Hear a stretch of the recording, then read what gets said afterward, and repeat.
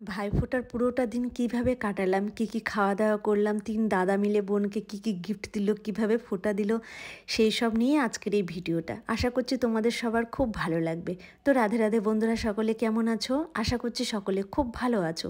আমি আর মা কিন্তু সকালবেলা স্নান টান করে রেডি হয়ে এবার কিন্তু বেরিয়ে গেলাম। ভাইফোঁটাটা আমার বদ্দির বাড়িতেই হচ্ছে। ওই যে ওরা ৩ ভাই, আমাদের ৩ বোনের ৩ ছেলে আর আমার বদ্দির একটা মেয়ে। ওই তো 3 ভাই, তার বোন ফোঁটা দিবে 3 দাদাকেই। তো তাই দিদির বাড়িতে আয়োজন করা হয়েছে। গিয়ে দেখি এখানে ঘুগনি রান্না চলছে, মানে ঘুগনির জন্য মশলা কষানো হয়ে গেছে আর সাথে মাংস তেল দিয়েছে, মাংস নিয়ে এসে রেখে দিয়েছে।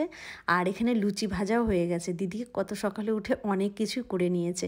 সাথে ওদিকে পুজো হয়ে গেছে, পুজোর জোগাড় করাও মানে জোগাড় করেও রেখে দিয়েছে। আর ঘুগনিটাও এই তো হয়ে গেল, সাথে লুচি। আর বেশি রান্না করতে না করেছি, কারণ কয়েকদিন ধরে এই কালী পুজো থেকে শুরু করে কয়েকদিন ধরে মানে পুজোর পর থেকে এত খাওয়া দাওয়া হয়ে যাচ্ছে যে বলেছি অল্প কিছুই করিস। তো এখানে প্লেটিং করা হচ্ছে, সব কিছু সাজিয়ে গুছিয়ে নেওয়া হচ্ছে, যেহেতু ভাইফোঁটায় বসবে। তো ওই তো মিষ্টি ছিল, ঘুগনি ছিল মাংসের তেল দিয়ে, লুচি, আর এদিকে ঝুরি ভাজা করা হয়েছিল আর সাথে আলু ভাজা। প্রত্যেক বছর বেগুন ভাজা দেওয়া হয়, যেহেতু এখন বেগুনটা অতটা ভালো ওঠেনি, ভালো লাগে না এখনও, তো তাই বেগুন ভাজাটা করা হয়নি। তো প্লেট সাজানো হয়ে গেছে সবার জন্য। এবার এক এক করে সবাই বসবে, বসে ভাইফোঁটা দেওয়া শুরু করবে।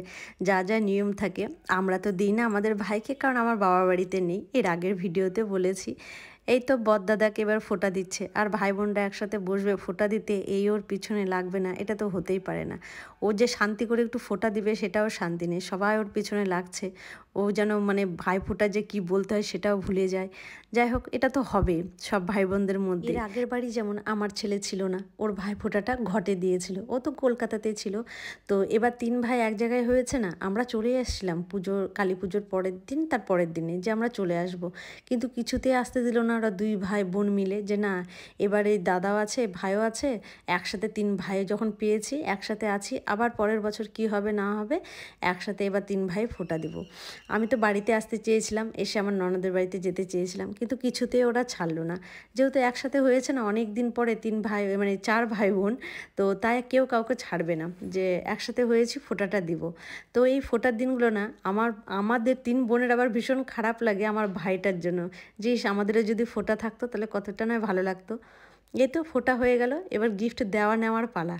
বোন দিচ্ছে দাদাদেরকে, দাদা দিচ্ছে বোনদেরকে, আর এই তো মিষ্টি খাওয়াতে গিয়েও ওখানে বদমাইশি। লাস্টে আমার ছেলে, কারণ আমার ছেলে কিন্তু সবার ছোট, আমার ছেলের পরে কিন্তু ওর বোন, মানে ওরা 3টে দাদা একটা বোন। তো ভালোই হয়েছে। এর তারপরে আর একটা বোন আবার এসছে। যাই হোক, ও গেছিলো ওর মামার বাড়িতে, আমার ভাইয়ের বউ ওর ভাইকে ফোঁটা দিতে গিয়েছিল। ও ওখানে আনন্দ করুক, সবারই তো ইচ্ছে করে ভাই ফোঁটার দিন সবাই সবার ভাই বোনরা একসাথে থেকে ফোঁটা দিব।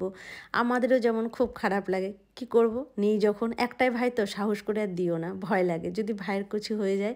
তো থাক, ওইভাবে ভালো থাকুক সুস্থ থাকুক, সবসময় আশীর্বাদ করি। ভাই ফোঁটার দিনে যা হয় শুধু খাওয়া দাওয়া খাওয়া দাওয়া আর খাওয়া দাওয়া, আনন্দ ফুর্তি। এই তো ভাই ফোঁটাটা হলেই সেদিনই আবার আমরা বাড়ি চলে এসেছি, যে থাকেনি আর অনেক দিন হয়ে গেল। এখন না এমন হয়েছে বাড়ি ছেড়ে আর কোথাও থাকতে ইচ্ছা করে না, একদম আমার বাড়ি ছেড়ে ভালো লাগে না, মনে হয় কি আমার বাড়িটা একা একা আছে, খারাপ লাগছে, একদম ভালো লাগে না। জানো তো বন্ধুরা, শুধু মনে হয় কোথাও গেলে কবে বাড়ি যাব, কখন বাড়ি যাব, কবে না কখন বাড়ি যাব। তো ভাইফোঁটার দিনও আসতে দিবে না কেউ। আমি যে না, আমি আজকে বাড়ি গিয়ে ছাড়বো, আমার আর ভালোই লাগছে না থাকতে। তখন বড় দাদাকে খাওয়ানো হয়নি তাড়াহুড়ো করে, তাই এখন বড় দাদাকেও খাইয়ে দিচ্ছে। এবার সব ভাই বোনরা বসে পড়েছে, যেহেতু ফোঁটা হয়ে গেছে আর অনেক বেজে গেছিলো, সবার কিন্তু খিদেও পেয়ে গেছিলো। আর সকাল সকাল এত কিছু খেয়ে না, লুচি টুচি খেয়ে তারপরে কিন্তু মানে ভাত খেতে খেতে ওই 4টে-5টা বেজে যায়, কারণ পেটে তো আর জায়গায় থাকে না। পরে জামাইবাবু করলো মাংসটা রান্না, আর এত সুন্দর করেছিল। আর আমরা যেহেতু কষানো মাংস খাই, তা জামাইবাবু একটু না বেশি করে মাংস নিয়ে এসেছিলো। আমাদের বাড়িতে এটা হয়, মাংস রান্না হলে একটু বেশি হবেই হবে, কারণ জানে সবাই কষানো খেতে আমরা সবাই ভালোবাসি। তো এখানে যে কষানো উঠানো হলো, এগুলো খাওয়ার পরেও আবার মানে কিছুটা কষানো মাংস উঠানো হয়েছিল, মানে খেতে খেতেই শেষ। আর কি, এই তো আনন্দ ফুর্তি খাওয়া দাওয়া সব কিছু হয়ে গেল। পরে কিন্তু ভাত খেয়েছি, খেয়ে দিয়ে উঠে একটু রেস্ট নিয়ে তারপরে রেডি হয়ে গেছি। ওই 6টার দিকে বেরিয়েছিলাম, জানি স্টেট বাস পেয়ে যাব, তাই বেরিয়ে গেছিলাম। আর আমার সাথে আমার বড় ভাগনাও আবার এসেছিল, ওর একটু কাজ ছিল। এখন সবাইকে টাটা বাই বাই বলে বাড়ি ফেরার পালা। আর আমরা আসার আগে না আমার পুচকি মেয়েটা চলে এসেছিল, ওরাও ফোটা টোটা দিয়ে মানে দিদির বাড়িতে চলে গেছিলো। দিদি বলেছিল এখানে এসে একবারে রাত্রে খাবার দাবার খেয়ে তারপরে বাড়ি যেতে, কারণ আবার বাড়ি গিয়ে মায়ের শরীর ভালো না, কে রান্না করবে। তো চলো বন্ধুরা, নেক্সট ভিডিওতে দেখা হবে। আমরাও বালুঘাটে আসি। রাধে রাধে।